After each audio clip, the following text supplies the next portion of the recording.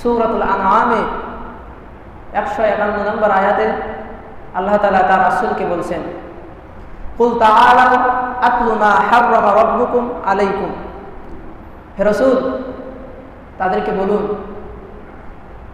যে এসো আমি তোমাদেরকে পড়ে শোনাই যে তোমাদের রব তোমাদের উপরে কি কি বিধিনিষেধ জারি করেছেন, আরোপ করেছেন। কে বলছেন? মুহাম্মদ রাসূলুল্লাহ সাল্লাল্লাহু আলাইহি সাল্লাম উম্মতদেরকে ডেকে বলছেন, তার জনপদ কওমকে ডেকে বলছেন যে আসো এবং শোনো যে তোমাদের যিনি সৃষ্টিকর্তা, তোমাদের যিনি মনিব, একচ্ছত্র আকাশ এবং জমিনের স্রষ্টা, সে মহান মনিব কি ঘোষণা করেছেন, কি কি কাজ থেকে তোমরা ফিরে থাকবা, সে কাজগুলি তোমরা শুনে যাও।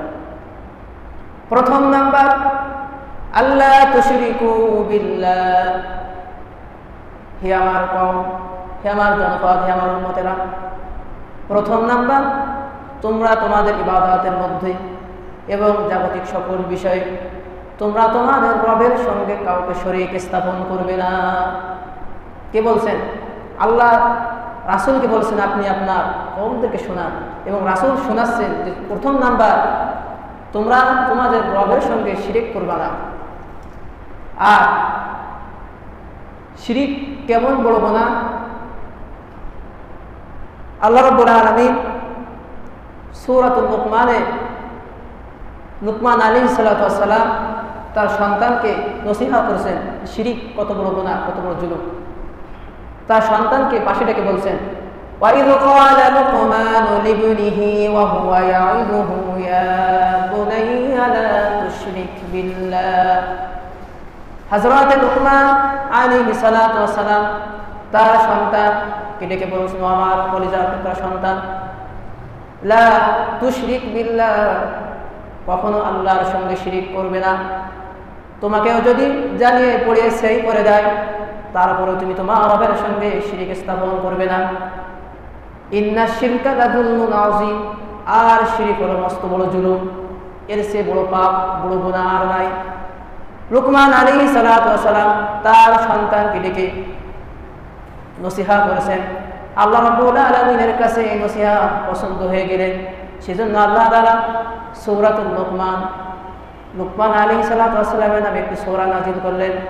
পরে লুকমান আলাইহিস সালাতু ওয়াস সালামের নসিহতগুলি সেই সূরার মধ্যে আল্লাহ তাআলা দিয়ে দিয়েছেন। সুবহানাল্লাহ। আল্লাহ এখানে বলছেন, হে রাসূল সাল্লাল্লাহু আলাইহি সাল্লাম তার উম্মতদেরকে ডেকে বলছেন, শোনো, প্রথম নাম্বার, তোমরা তোমাদের রবের সঙ্গে শিরিক করবে না। আর এখান থেকে আরো আগে লুকমান আলাইহিস সালাতু ওয়াস সালাম তার সন্তানকে ডেকে নসিহত করেছেন। যেগুলি নসিহত তিনি করেছিলেন তার প্রথম নাম্বার নসিহত হচ্ছে, হে সন্তান, তুমি তোমার রবের সঙ্গে শিরিক স্থাপন করবে না। এই ছিল তার প্রথম নসিহত।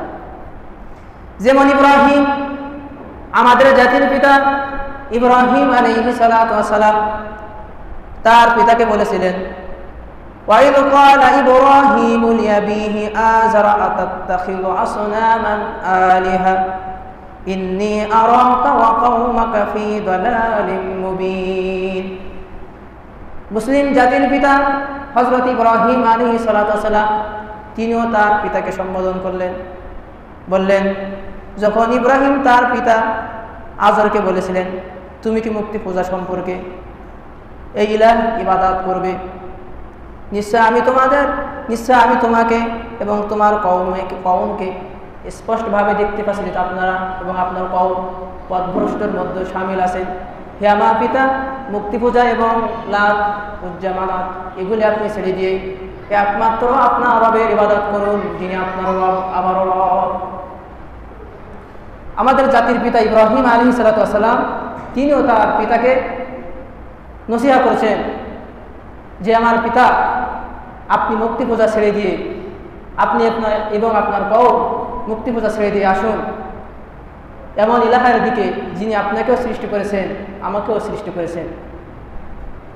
সুতরাং যখন বড়রা ভুল করে, ছোটদেরও নসিহত করার হুকুম এখান থেকে প্রমাণ পাওয়া যায়। তিনি তার পিতাকে নসিহত করেছেন যে আপনি আল্লাহর সঙ্গে কাউকে শিরিক করেন না, শরীক স্থাপন করেন না, আল্লাহর সঙ্গে আপনি কাউকে শরীক করেন না। তার পিতাকে নসিহত করেছেন। তার পিতা ছিলেন মুশরিক।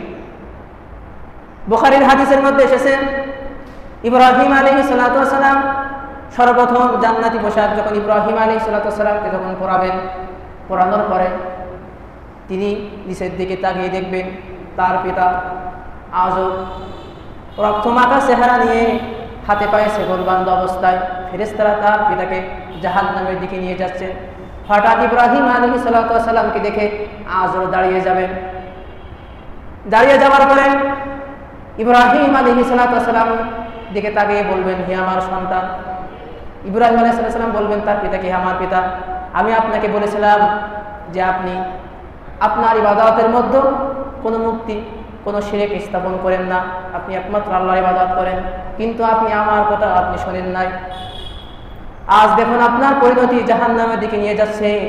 তখন ইব্রাহিম আলাইহিস সালামের পিতা আজর বললেন, হে ইব্রাহিম, আজকে তুমি যেটাই বলবা আমি সেটাই মেনে নেব, সুতরাং তুমি আজকে আমাকে তোমার রবের কাছ থেকে মুক্তি দিয়ে একটু সুপারিশ করুন। ইব্রাহিম আলাইহিস সালাম উপরের দিকে তাকাবেন, আল্লাহর কাছে বলবেন, হে আল্লাহ তাআলা, আপনি না বলেছেন আমাকে কিয়ামতের দিন আমাকে লজ্জিত করবেন না, অপমান করবেন না, কিন্তু এর চেয়ে বড় লজ্জা অপমান আর কি হয় যে আমার চোখের সামনে আমার পিতা জাহান্নামী হয়ে যাচ্ছে। আল্লাহ তাআলা বললেন, ও ইব্রাহিম, তুমি তোমার নিচের দিকে তাকাও। ইব্রাহিম আলাইহিস সালাম নিচের দিকে তাকালেন, দেখলেন সেখানে একটি শূকর, রক্তমাখা শূকর দাঁড়িয়ে আছে। আল্লাহ তাআলা এর দ্বারা বোঝাতে চাচ্ছেন, ইব্রাহিম, লক্ষ কোটি কোটি মানুষের সামনে তোমার পিতাকে আসল চেহারায় আমি জাহান্নামে দিতে চাই না। যদি যেই তোমার অপমান হবে তুমি লজ্জিত বোধ করবা, সেজন্য আমি তোমার পিতাকে শূকরের আকৃতিতে জাহান্নামে নিক্ষেপ করেছি। নাউজুবিল্লাহ। তারপরও কেউ যদি আল্লাহর সঙ্গে শিরিক করে তাই সে কখনো ক্ষমা পাবে না। স্বয়ং ইব্রাহিম আলাইহিস সালামের পিতা, যিনি আল্লাহ তাআলার একজন উলুল আজম পয়গম্বর, তার পিতা ছাড়া পাচ্ছে না, সেখানে আপনি আমি কিছুই না। রাসূলুল্লাহ সাল্লাল্লাহু আলাইহি ওয়াসাল্লাম শিয়াবে আবি তালেবের কারাগারে যখন 3টি বছর কাটিয়েছিলেন, আল্লাহ রাসূলের চাচা আবু তালেব রাসূলের সঙ্গেও সেখানেও কাটিয়েছিলেন, কিন্তু সে কিন্তু মুসলিম ছিল না, মুশরিক ছিল। এত কষ্ট ত্যাগ আল্লাহ রাসূলকে ভালোবেসে করেছিলেন, কিন্তু সেও জাহান্নামী। শুধু একটাই কারণ, আল্লাহ প্রতি ঈমান আনে নাই, আল্লাহর সঙ্গে শিরক স্থাপন করার কারণ। সেজন্য আল্লাহ তাআলা প্রথম নাম্বার বলেছেন, আমার ইবাদতের সঙ্গে তোমরা কাউকে শরীক করবে না। যদি শরীক করো তাহলে তোমাদের আমল সব বরবাদ হয়ে যাবে। পৃথিবীতে একটি আমল, যে আমল শিরক করলে পিছনের সকল আমলগুলি বরবাদ হয়ে যায়। রাসূল সাল্লাল্লাহু আলাইহি ওয়াসাল্লাম বলছেন, প্রথম নাম্বার তোমরা শিরক করবে না। আমরা আয়াতের দিকে ফিরে আসি। আল্লাহ রাসূল সাহাবায়ে কেরামকে বললেন যে 5টি নসিহত তিনি করলেন। প্রথম নাম্বার, আল্লাহ তুশরিকু বিহি বিল্লাহ।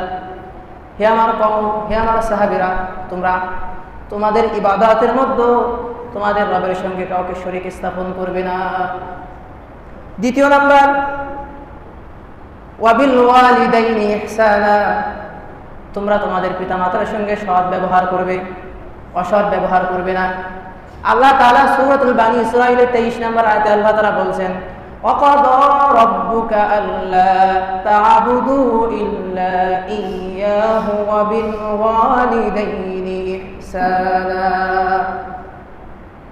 وَقَضَى رَبُّكَ أَلَّا تَعْبُدُوا, তোমার রব আদেশ করেছেন যে তোমরা তোমার রবের ইবাদতের পরে তোমার পিতামাতার খেদমত করো, পিতামাতার আনুগত্য করো।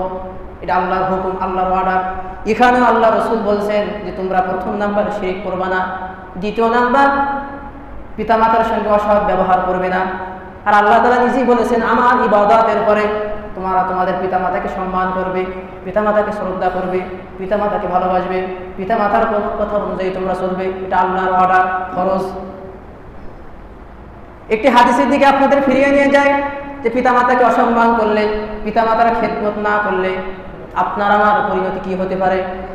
রাসূলুল্লাহ সাল্লাল্লাহু আলাইহি ওয়াসাল্লামের সাহাবী হযরত আল-কামা রাদিয়াল্লাহু তাআলা অনেক যুদ্ধে তিনি শামিল হয়েছিলেন, অনেক জিহাদে তিনি শামিল হয়েছিলেন। হওয়ার পরে অসুস্থ অবস্থায় তিনি বিছানায় শুয়ে আছেন। আল্লাহ রাসূলের জলিল কদর সাহাবী, সে সাহাবী বিছানায় শুয়ে আছেন, কিন্তু তার মুখ থেকে কালেমা নসিব হয় না। তার স্ত্রী আল্লাহ রাসূলের কাছে এসে বললেন, ইয়া রাসূলুল্লাহ, ইয়া হাবিবাল্লাহ, আপনার আলকামা আপনার সঙ্গে জিহাদ করেছেন, আপনার সঙ্গে ওঠা বসা করেছেন, কিন্তু আপনার আলকামা আজ মৃত্যুর শয্যায়, কালেমা নসিব হচ্ছে না। ইয়া রাসূলুল্লাহ, আপনি এখন কিছু একটা করুন। আল্লাহ রসুল সাহাবায়ে কেরামদেরকে পাঠালেন, আলী রাদিয়াল্লাহু তাআলা এবং ওমর রাদিয়াল্লাহু তাআলা আনহুকে। গিয়ে তারা তালকিন দিলেন কালিমার, কিন্তু আলকামা কালিমা পড়তে পারে না। আল্লাহ রসুলের কাছে ফিরে আসলেন, বলেন ইয়া রাসূলুল্লাহ, ইয়া হাবিবাল্লাহ, আপনার আলকামাকে আমরা কালিমা তালকিন দিচ্ছি, কিন্তু আলকামা কালিমা পড়তে পারে না, উচ্চারণ হয় না। আল্লাহ রসুল বললেন, আলকামার পিতা এবং মাতা কেউ কি বেঁচে আছে নাকি? সাহাবায়ে কেরাম বললেন, ইয়া রাসূলুল্লাহ, আলকামার মা বেঁচে আছেন। আল্লাহ রসুল বললেন, আলকামার মাকে ডেকে আনো। আনার পরে আলকামার মা সব জিজ্ঞাসা করলেন যে, আলকামার মা, তুমি কি তোমার আলকামার উপরে সন্তুষ্ট আছো? আল্লাহ রসুলের জলিল কদর সাহাবী হযরত আলকামার মা বললেন, ইয়া রাসূলুল্লাহ, ইয়া হাবিবাল্লাহ, আমি আমার আলকামার উপরে অসন্তুষ্ট। আল্লাহ রসুল বললেন, কারণ কি? তিনি বললেন, ইয়া রাসূলুল্লাহ, ইয়া হাবিবাল্লাহ, আমার আলকামা আমাকে সব কিছু দেয়, দেখাশোনা করে, খেতে পড়তে সব কিছু সে আমার টেক কেয়ার করে, কিন্তু আমার আলকামা আমার সঙ্গে স্ত্রী এবং তার সন্তানদের সঙ্গে যতটুকু সময় দেয়, ততটুকু সময় আমার দেয় না। আমি বৃদ্ধা বয়সে আমার একটু ভাবছি আমার সন্তানের সঙ্গে আমার সময়টা কাটিয়ে দেব, গল্পের মাধ্যমে হোক, যেভাবে হোক, কিন্তু আমার আলকামা আমার সময় দেয় না। শুধু এতটুকুই কারণ। আল্লাহ রাসূল বললেন, ও আলকামার মা, তুমি কি তোমার আলকামাকে ক্ষমা করবে না? আলকামার মা বললেন, ইয়া রাসূলুল্লাহ, আমি ক্ষমা করব না, কারণ আমি তার কাছে পেয়ারতে প্রথম থাকতে চাই নাই। আমি শুধু এতটুকু চেয়েছি যে আমার আলকামা একটু আমাকে সময় দিই, কিন্তু আমার আলকামা সময় দেয় না। আল্লাহ রাসূল সাহাবায়ে কেরামকে বললেন, লাকড়ি জোগাড় করো। লাকড়ি জোগাড় করলেন, করার পরে সেখানে আগুন ধরিয়ে দিলেন। আলকামার মা বললেন, ইয়া রাসূলুল্লাহ, এই আগুন দিয়ে কি করবেন? আল্লাহ রাসূল বললেন, ও আলকামার মা, তোমার আলকামাকে এই আগুনের মধ্য দিয়ে আমি জ্বালিয়ে পরিষ্কার করে দিব, কারণ তুমি যদি আলকামাকে না ক্ষমা করো তাহলে সে কবরেও জাহান্নামে থাকবে, শাস্তি ভোগ করবে, আখিরাতেও শাস্তি ভোগ করবে। আল্লাহ রাসূলের একটা কৌশল ছিল মাপ পাওয়ার জন্য। সম্মানিত হাজির, দুনিয়ার কোনো মা তার সন্তানকে চোখের সামনে আগুনে জ্বলতে দেখতে পারে না। আলকামার মা বলেন, ইয়া রাসূলুল্লাহ, ইয়া হাবিবাল্লাহ, আপনি কি বলেন? আমি তার মা, আমার সামনে আমার সন্তানকে আপনি জ্বালিয়ে দিবেন। সুতরাং আমি আমার সন্তানের উপরে যতটুকু রাগান্বিত ছিলাম, আমি আপনি আমার সন্তানকে ক্ষমা করে দিলাম। ইয়া রাসূলুল্লাহ, আপনি আমার সন্তানকে আগুনে জ্বালিয়েন না। আল্লাহ রাসূল তার মুখ থেকে খালি এতটুকু শুনলেন, সাহাবায়ে কেরামকে পাঠিয়ে দিলেন, বলে দেখো আলকামার অবস্থা কি। আলী রাদিয়াল্লাহু তাআলা আনহু যে দেখলেন আলকামার মাপ করতে দেরি, কিন্তু আলকামার মুখ দিয়ে কালেমা শাহাদাত উচ্চারণ করতে দেরি হয় নাই। সুবহানাল্লাহ। সামান্য মার খেতে পড়তে সবকিছু দেয়, কিন্তু বৃদ্ধা বয়সে মার মন চায় সন্তানের সঙ্গে একটু কথার মাধ্যমে, গল্পের মাধ্যমে সময় কাটাবে। শুধু এতটুকু না করার কারণে মা তারপর অসন্তুষ্ট, সেই কারণে তার কালেমা নসিব হচ্ছে না। কিন্তু আপনি আমি কতটুকু পরিমাণ পিতামাতার হক আদায় করতেছি, কতটুকু সৎ ব্যবহার করতেছি, তাহলে এই হাদিস দ্বারা প্রমাণ পাওয়া যায় যে আমাদের কতটুকু আল্লাহ সন্তুষ্ট অর্জন করতে পারতেছি, আল্লাহর হুকুম কতটুকু আমরা মানতে পারতেছি। সেজন্য এই হাদিস থেকে আমাদেরকে শিক্ষা নিতে হবে, পিতামাতার হক সঠিকভাবে আদায় করতে হবে। স্ত্রী এবং সন্তানদের সঙ্গে যেমনিভাবে সময় দেয় পিতামাতার সঙ্গে সেমনিভাবে সময় দিতে হবে, আল্লাহর অর্ডার। সেই জন্য আল্লাহ রাসূল বলেছেন, প্রথম নাম্বার শিরক করবা না, দ্বিতীয় নাম্বার তোমরা পিতামাতার আনুগত্য ছাড়া হবা না, পিতামাতার সন্তুষ্টির মধ্যে থাকবা, পিতামাতার খেদমত করবা। তৃতীয় নাম্বার, রাসূল আকরাম সাল্লাল্লাহু আলাইহি ওয়াসাল্লাম বলেছেন, দরিদ্রতার ভয়ে তোমাদের সন্তানদেরকে তোমরা হত্যা করো না। জাহেলি যুগে দরিদ্রতার কারণে তাদের সন্তানদেরকে হত্যা করতো, বিশেষ করে মেয়ে সন্তানদেরকে হত্যা করতো। সেই জন্য আল্লাহ তাআলা আয়াত নাজিল করে দিলেন, হে রাসূল তাদেরকে শুনিয়ে দিন, দরিদ্রতার কারণে তারা যেন তাদের সন্তানকে হত্যা না করে। কেন? তোমাদের যিনি রিজিক দিচ্ছেন তোমাদের সন্তানকেও তিনি সেই রব রিজিক দিবেন। সুবহানাল্লাহ। এখন তো ঔষধের মাধ্যমে হোক, যে কোনো মেডিসিনের মাধ্যমে হোক, সন্তান পেটে থাকতেই আমরা সন্তান হত্যা করে ফেলতেছি, আল্লাহর হুকুমের বাইরে আমরা যাচ্ছি। আল্লাহর তৃতীয় নাম্বার কথা, রাসূলের তৃতীয় নাম্বার আদেশ, তোমরা তোমাদের অভাবের কারণে তোমাদের সন্তানদেরকে হত্যা করো না। যে ভূমিষ্ঠ হওয়ার পরে হোক এবং গর্ভে ধারণ আসার পরে হোক, যে কোনো অবস্থায় তোমরা তোমাদের সন্তানকে হত্যা করো না, তাহলে কিয়ামতের দিন তোমরা হত্যাকারীদের কাতারে দাঁড়িয়ে যাবে। এটা আল্লাহর অর্ডার, খরচ। এই হুকুম যে লঙ্ঘন করবে তার ইমানই থাকবে না। সংক্ষিপ্তভাবে বলছি, চতুর্থ নাম্বার আল্লাহ তাআলার অর্ডার। আল্লাহ রাসূল বলেছেন, ও আমার কওমেরা, কওমের সাহাবীরা, চতুর্থ নাম্বার, তোমরা প্রকাশ্যে হোক আর গোপনে হোক অশ্লীল কাজের ধারে কাছেও যেও না। এটা আল্লাহর অর্ডার। তোমরা প্রকাশ্যে হোক এবং গোপনে হোক অশ্লীল কাজে, জিনা, ফাহিশা যেগুলি কাজ, এর ধারে কাছেও যেও না, আল্লাহর অর্ডার। যেমন আল্লাহ তাআলা বলেছেন, ওয়ালা তাকরাবুজ জিনা ইন্নাহু কানা ফাহিশাতান ওয়া মাকতা ওয়া সাআ সাবিলা। তোমরা জিনার ধারে কাছেও যেও না, ওরা তো দূরের কথা, তার কাছেও যেও না। এবার আল্লাহ তাআলা বলেছেন, ওয়ালা তাকরাবুল ফাওয়াহিশা মা যাহারা মিনহা ওয়া মা বাতান। আল্লাহ তাআলা বলেছেন, লজ্জাহীনতার যত পন্থা আছে, অর্থাৎ লজ্জাহীনতার যত পন্থা আছে সেই পন্থা নিকটেও তোমরা যেও না। এটা আল্লাহর অর্ডার। আর রাসূলের চতুর্থ নাম্বার অর্ডার ছিল যে তোমরা গোপনে হোক প্রকাশ্যে হোক অশ্লীলতার ধারে কাছেও যেও না। ইমাম হাজার আসকালানি তার কিতাব ফাতহুল বারির মধ্যে এনেছেন, ইমাম ইবনে তাইমিয়া এনেছেন যে জাহিলি সমাজে গোপনে পাপ করলে তারা এটা পাপ ধরতো না, গোপনে জিনা করলে তারা এটা জিনা ধরতো না জাহিলি সমাজে। সেজন্য আল্লাহ তাআলা বলছেন যে তোমরা গোপনে হোক প্রকাশ্যে হোক জিনা এবং ফাহিশা কাছের ধারে কাছেও যেও না। এটা আল্লাহর অর্ডার।